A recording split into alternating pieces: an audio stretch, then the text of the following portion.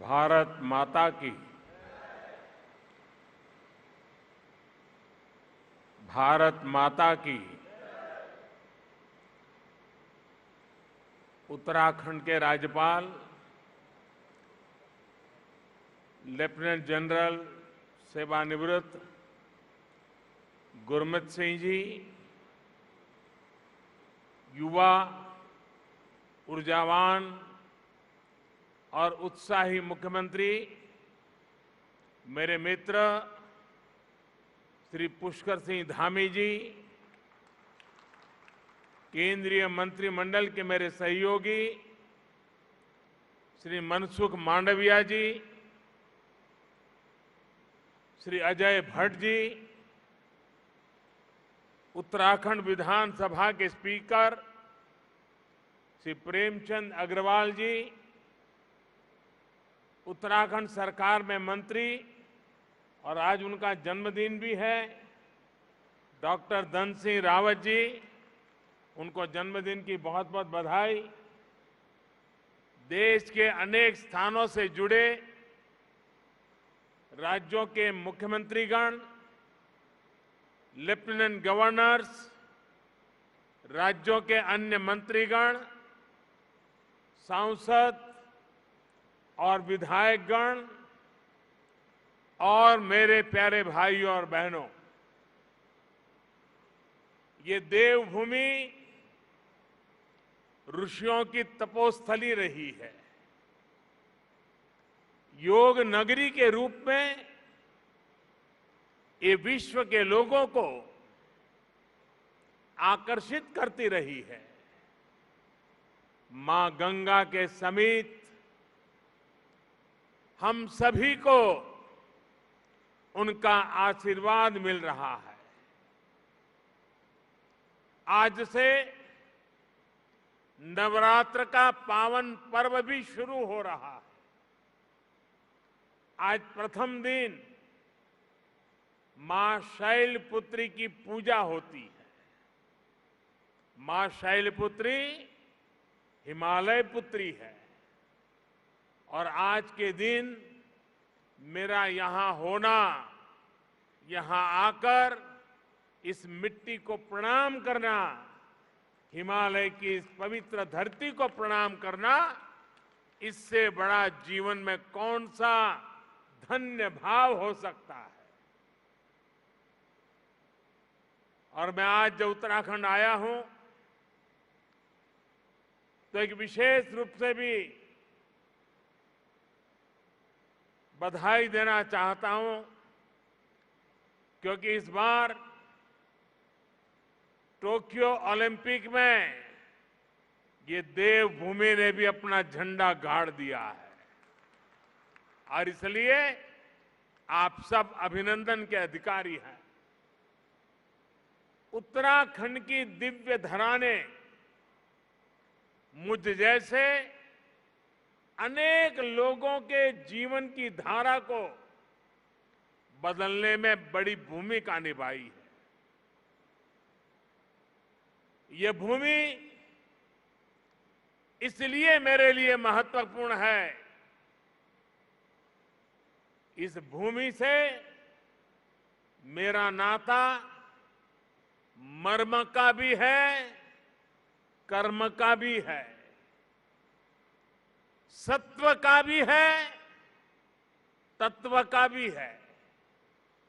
साथियों, जैसा अभी मुख्यमंत्री जी ने याद दिलाया, आज के ही दिन 20 साल पहले मुझे जनता की सेवा का एक नया दायित्व मिला था। लोगों के बीच रहकर लोगों की सेवा करने की मेरी यात्रा तो कई दशक पहले से चल रही थी, लेकिन आज से 20 वर्ष पूर्व गुजरात के मुख्यमंत्री के रूप में मुझे नई जिम्मेदारी मिली थी। वैसे ये भी एक संयोग है कि उत्तराखंड का गठन साल 2000 में हुआ और मेरी यात्रा इसके कुछ ही महीनों बाद साल 2001 में शुरू हुई। साथियों, सरकार के मुखिया के तौर पर पहले मुख्यमंत्री और फिर देश के लोगों के आशीर्वाद से देश के प्रधानमंत्री पद पर पहुंचना, इसकी कल्पना मैंने कभी नहीं की थी। 20 वर्ष की ये अखंड यात्रा आज अपने 21वें वर्ष में प्रवेश कर रही है और ऐसे महत्वपूर्ण वर्ष में जिस धरती ने मुझे निरंतर अपना स्नेह दिया है, अपनत्व दिया है, वहां आना मैं अपना बहुत बड़ा सौभाग्य समझता हूं।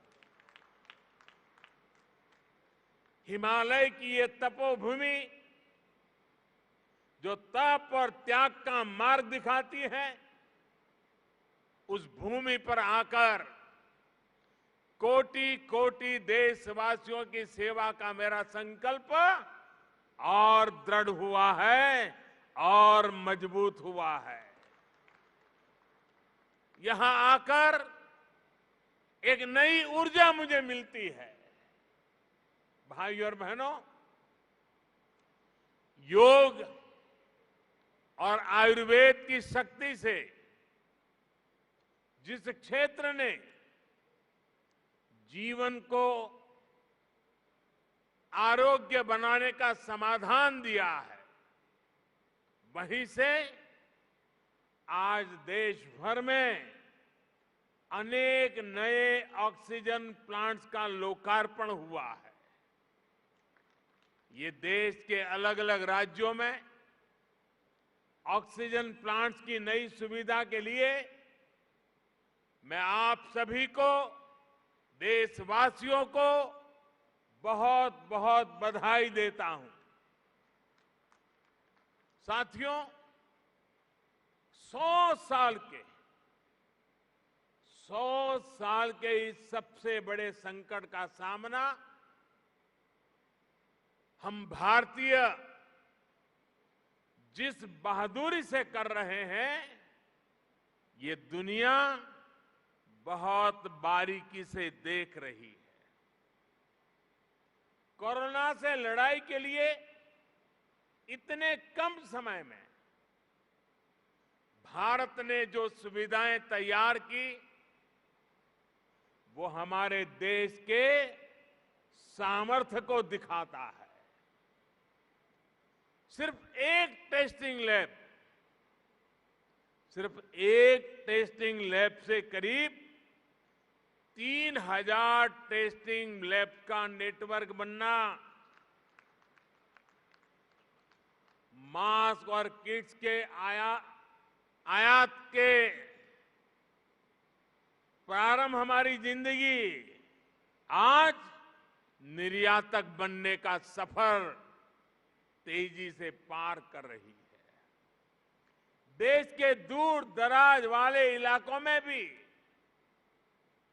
नए वेंटिलेटर्स की सुविधाएं,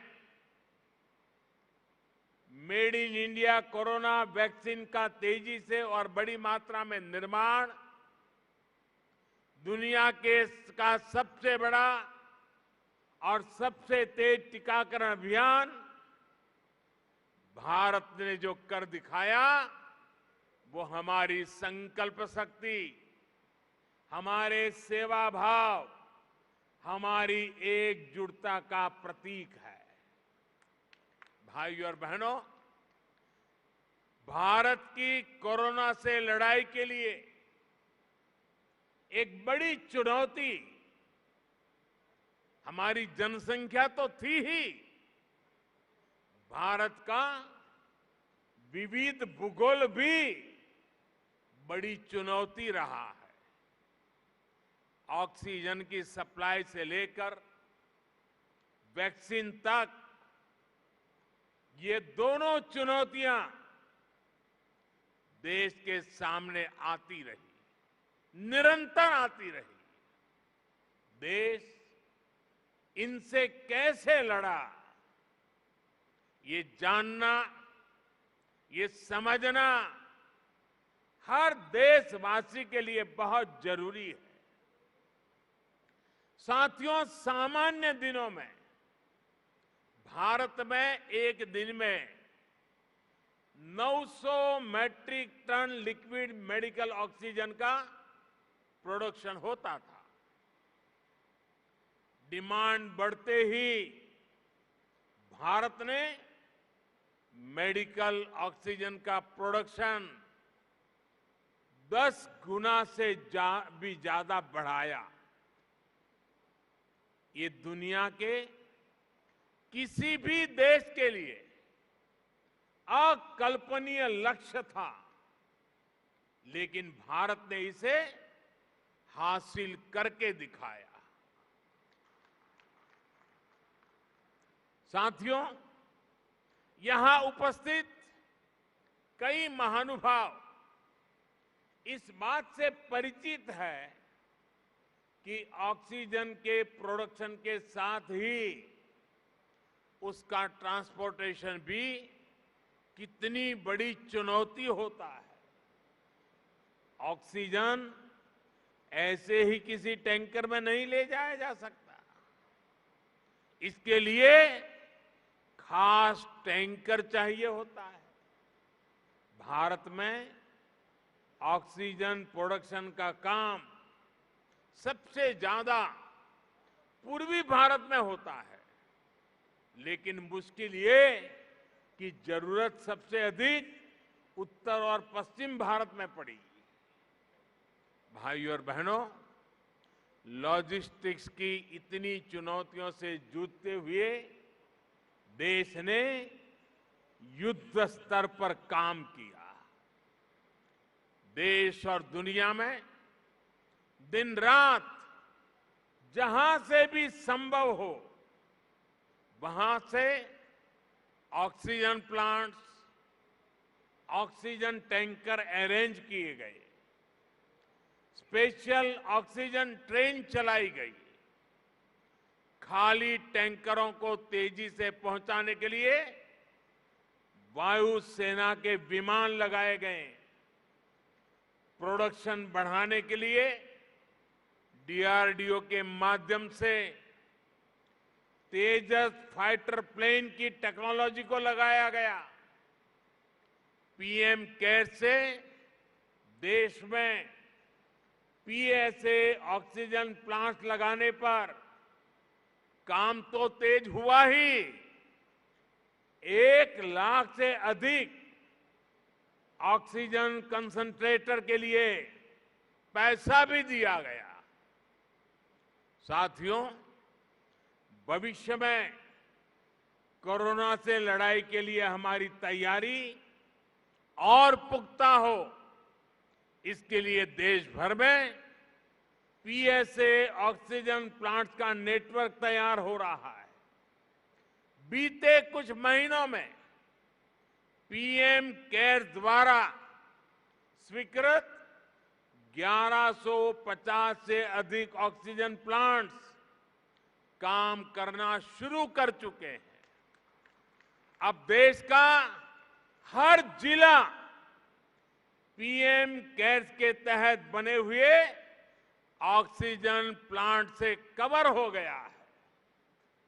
पीएम केयर्स के सहयोग से बने इन ऑक्सीजन प्लांट्स को जोड़ लें तो केंद्र सरकार, राज्य सरकार, इन सभी के प्रयासों से देश को करीब 4000 नए ऑक्सीजन प्लांट्स मिलने जा रहे हैं। ऑक्सीजन की चुनौती का मुकाबला करने में अब देश और देश के अस्पताल पहले से कहीं ज्यादा सक्षम हो रहे हैं। साथियों, ये हर भारतवासी के लिए गर्व की बात है कि कोरोना वैक्सीन की 93 करोड़ डोज लगाई जा चुकी है। बहुत जल्द हम 100 करोड़ के आंकड़े को पार कर पाएंगे और पार कर जाएंगे। भारत ने कोविन प्लेटफॉर्म का निर्माण करके पूरी दुनिया को राह दिखाई है कि इतने बड़े पैमाने पर वैक्सीनेशन किया कैसे जाता है। पहाड़ हो या रेगिस्तान, जंगल हो या समंदर, 10 लोग हो या 10 लाख, हर क्षेत्र तक आज हम पूरी सुरक्षा के साथ वैक्सीन पहुंचा रहे हैं। इसके लिए देश भर में 1,30,000 से ज्यादा टीकाकरण केंद्र स्थापित किए गए हैं। यहां राज्य सरकार के प्रभावी मैनेजमेंट की वजह से उत्तराखंड भी बहुत जल्द 100% पहली डोज का पड़ाव पूरा करने वाला है और इसके लिए मुख्यमंत्री जी को, उनकी पूरी टीम को, यहां के हर छोटे मोटे सरकार के साथियों को मैं हृदय से बहुत बहुत बधाई देता हूं। भाइयों बहनों, जहां तराई जैसी समतल भूमि है, वहां शायद इन कामों में सरलता रहती है। मैं इस धरती से बहुत जुड़ा रहा हूं। यहां वैक्सीन पहुंचाना भी कितना कठिन होता है। हिमालय के पहाड़ों के उस पार पहुंच करके लोगों के पास जाना कितना कठिन होता है, ये हम भली भांति जानते हैं। उसके बावजूद भी इतनी बड़ी सिद्धि प्राप्त करना वाकई आप सब अभिनंदन के अधिकारी हैं। भाइयों और बहनों, 21वीं सदी का भारत जनता की अपेक्षाओं, जनता की आवश्यकताओं का पूर्ण समाधान करते हुए ही आगे बढ़ेगा। आज सरकार इस बात का इंतजार नहीं करती कि नागरिक उसके पास अपनी समस्याएं लेकर आएगा तब कोई कदम उठाएंगे। सरकारी माइंडसेट और सिस्टम से इस भ्रांति को हम बाहर निकाल रहे हैं। अब सरकार नागरिक के पास जाती है।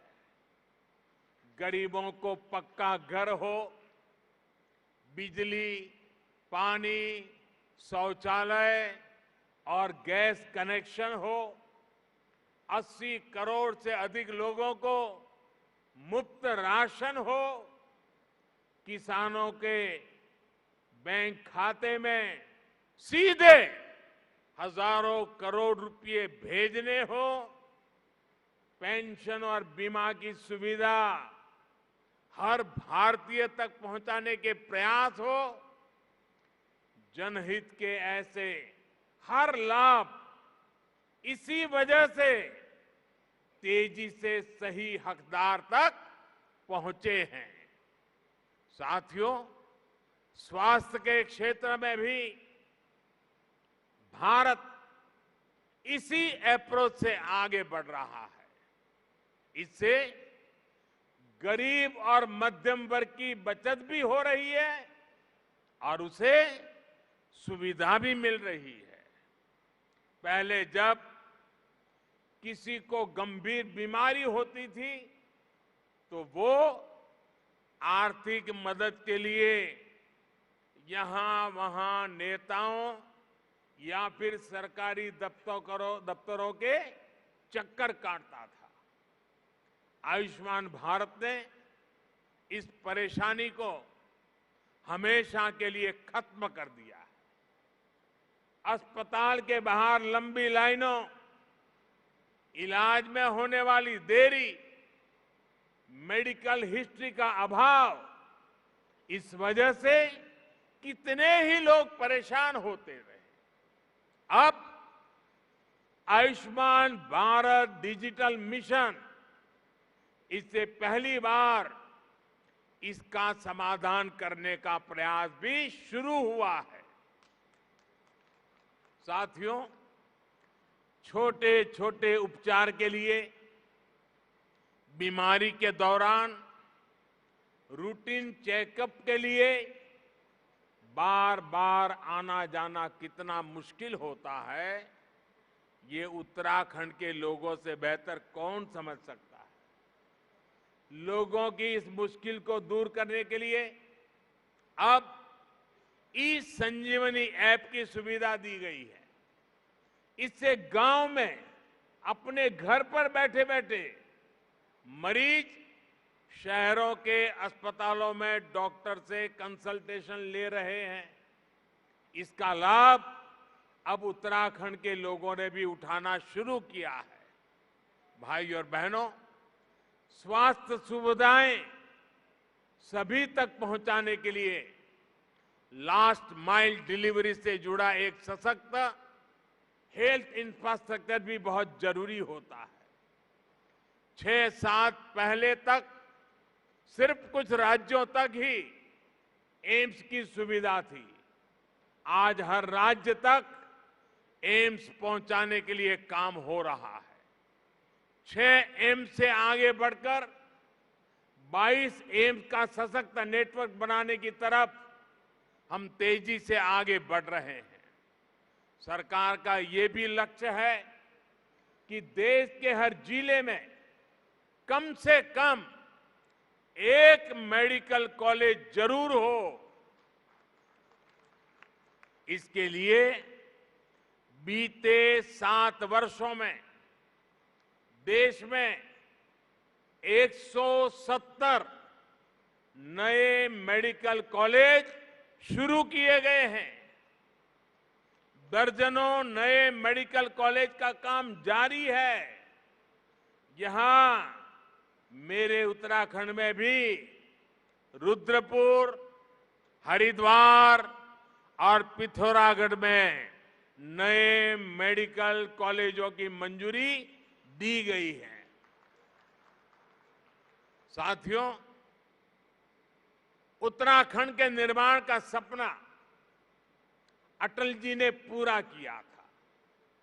अटल जी मानते थे कनेक्टिविटी का सीधा कनेक्शन विकास से है।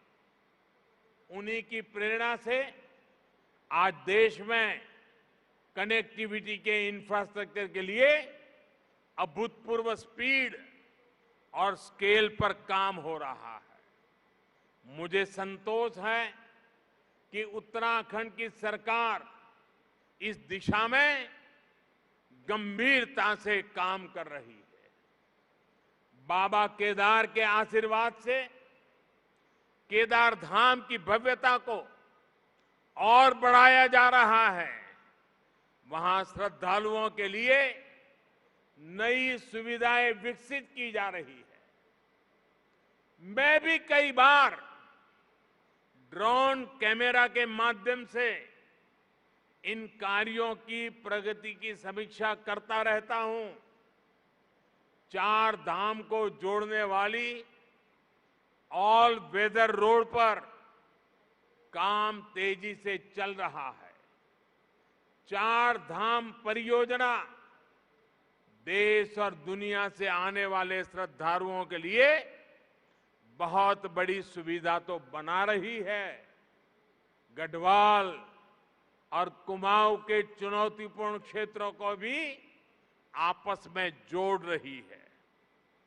कुमाऊं में 4 धाम रोड के लगभग 150 किलोमीटर हिस्से से इस क्षेत्र के विकास को नया आयाम मिलने वाला है। ऋषिकेश कर्णप्रयाग रेल लाइन से भी उत्तराखंड की रेल कनेक्टिविटी को और विस्तार मिलेगा। सड़क और रेल के अलावा एयर कनेक्टिविटी को लेकर हुए कार्यों का लाभ भी उत्तराखंड को मिला है। देहरादून हवाई अड्डे की क्षमता को 250 पैसेंजर से बढ़ाकर 1200 तक पहुंचाया गया है। मुख्यमंत्री श्रीमान धामी जी के उत्साही और ऊर्जावान नेतृत्व में उत्तराखंड में हेलीपोर्ट इंफ्रास्ट्रक्चर को भी प्रोत्साहित किया जा रहा है। साथियों, पानी की कनेक्टिविटी को लेकर भी उत्तराखंड में आज सराहनीय कार्य हो रहा है। इसका बहुत बड़ा लाभ यहां की महिलाओं को मिलना शुरू हुआ है। उनका जीवन और आसान बन रहा है। 2019 में जल जीवन मिशन शुरू होने से पहले उत्तराखंड के सिर्फ 1,30,000 घरों में ही नल से जल पहुंचता था। 1,30,000 घरों में। आज उत्तराखंड के 7,10,000 से ज्यादा घरों में नल से जल पहुंचने लगा है। यानी सिर्फ 2 वर्ष के भीतर राज्य के करीब करीब 6 लाख घरों को पानी का कनेक्शन मिला है। जैसे उज्ज्वला योजना के तहत मिले गैस कनेक्शन ने महिलाओं को राहत दी, स्वच्छ भारत मिशन के तहत बने शौचालयों ने महिलाओं को सुविधा, सुरक्षा और सम्मान दिया, वैसे ही जल जीवन मिशन से हो रहा पानी का कनेक्शन महिलाओं को बहुत राहत दे रहा है।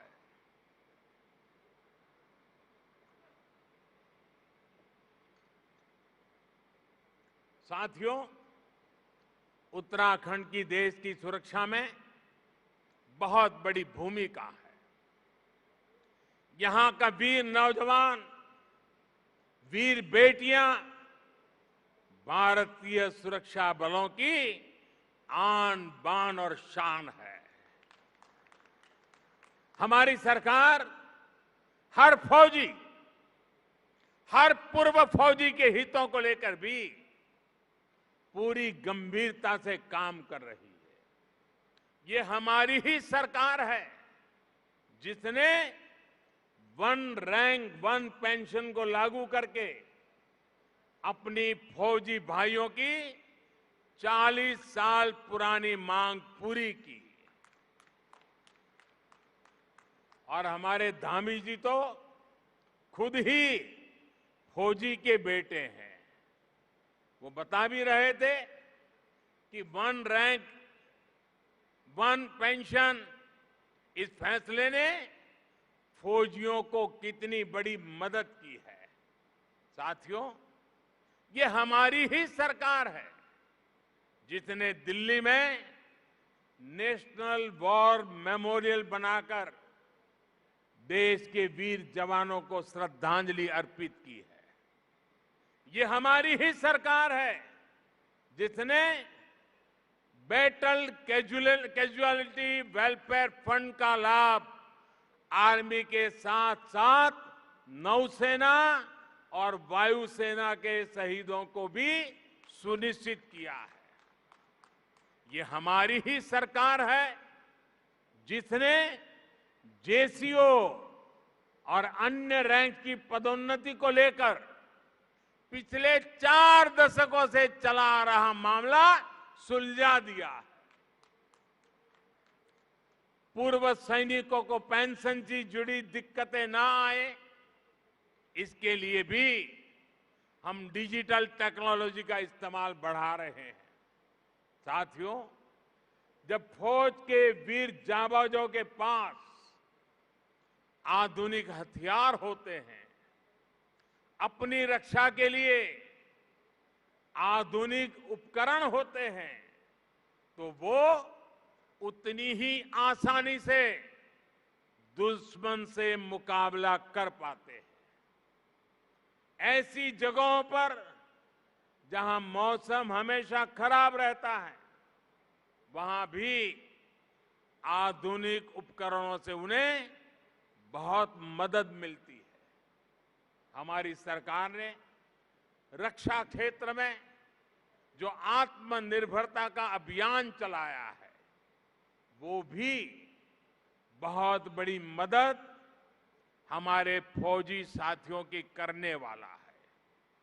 और निश्चित तौर पर सरकार के इन सभी प्रयासों का लाभ उत्तराखंड को होगा, यहां के लोगों को भी होगा। भाइयों और बहनों, हम दशकों की उपेक्षा से देवभूमि को निकालने का बहुत ईमानदारी से, पूरी गंभीरता से प्रयास कर रहे हैं। बेहतर इंफ्रास्ट्रक्चर बनने के बाद वीरान पड़े गांव फिर से आबाद होने लगे हैं। कोरोना काल में मेरी यहां के अनेक युवाओं से, किसानों से कई बार बातचीत हुई है। जब वो बताते हैं कि उनके घर सड़क पहुंच चुकी है, अब उन्होंने होम स्टे खोल दिया है, तो मन को बहुत संतुष्टि मिलती है। नए इंफ्रास्ट्रक्चर से कृषि, पर्यटन, तीर्थाटन और उद्योगों के लिए, युवाओं के लिए अनेक नए अवसर खुलने वाले हैं। साथियों, यहां उत्तराखंड में युवा ऊर्जा से भरपूर उत्साही टीम है। अगले कुछ वर्ष में उत्तराखंड अपने गठन के 25 वर्ष में प्रवेश करेगा। उत्तराखंड को बहुत निकट भविष्य में 25 वर्ष होने वाले हैं। तब उत्तराखंड जिस ऊंचाई पर होगा, ये तय करने, उसके लिए जुट जाने का यही समय है, सही समय है। केंद्र में जो सरकार है, वो उत्तराखंड की इस नई टीम को पूरी मदद दे रही है। केंद्र और राज्य सरकार के साझा प्रयास यहां के लोगों के सपनों को पूरा करने का बहुत बड़ा आधार है। विकास का यही डबल इंजन उत्तराखंड को नई बुलंदी देने वाला है। बाबा केदार की कृपा से हम हर संकल्प को सिद्ध करें, इसी कामना के साथ आप सभी को बहुत बहुत शुभकामनाएं। धन्यवाद।